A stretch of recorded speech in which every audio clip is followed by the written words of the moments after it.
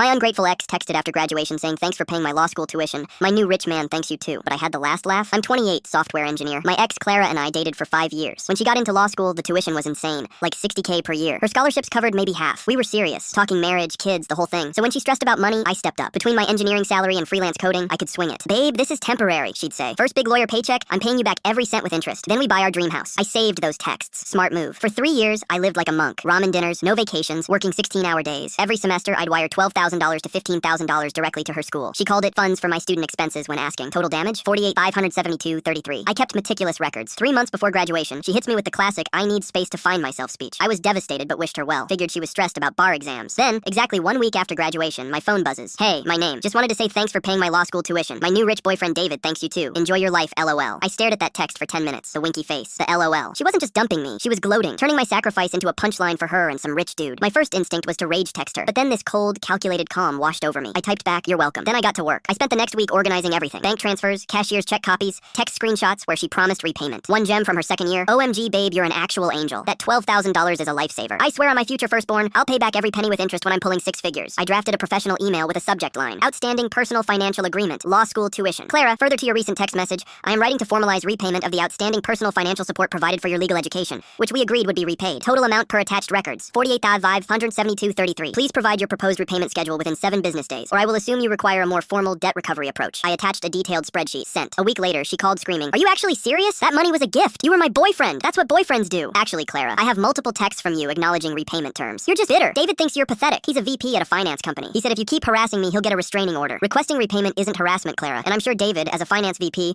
understands honoring financial commitments. She hung up. 2 hours later, her mom called, absolutely livid. "How dare you try to extort money from Clara? David is wonderful. He'll take care of her. She doesn't need your grubby money." Then Clara's bestie DM'd me. "Real rotten move trying to ruin her life because she upgraded. David will squash you." The delusion was incredible. Finally, Clara caved. "Fine, I'll pay you back. But I can only afford $100 a month. Take it or leave it. $100 monthly for nearly 49K? That's over 40 years with no interest." I emailed back, $100 monthly is not commercially reasonable given your JD and earning potential. If we cannot agree on fair terms within 10 business days, I will proceed with formal legal action. This could impact your credit score and potentially your bar admission character review. The bar admission part was key research. Financial irresponsibility can derail law careers. 10 days passed. Nothing. Instead, I got a bluster letter from Thompson Klein and Associates claiming the funds were gifts and threatening me with harassment charges. I took everything to a debt recovery lawyer. He laughed at their letter. "Pure noise. Your documentation is bulletproof." He sent Clara a formal demand via certified mail. 30 days to pay or face civil court action. Here's where it got beautiful. Suddenly, David wasn't so supportive when real lawyers got involved. Turns out he didn't want his VP reputation tied to someone dodging legitimate debts. Clara's law firm offer got mysteriously withdrawn. They'd done a background check and found the pending litigation. Her backup firms passed too. She's now working 3 minimum wage jobs trying to scrape together payments while watching her dream career slip away. David? He ghosted her the second it got messy. Sometimes karma doesn't need help. Sometimes it just needs documentation.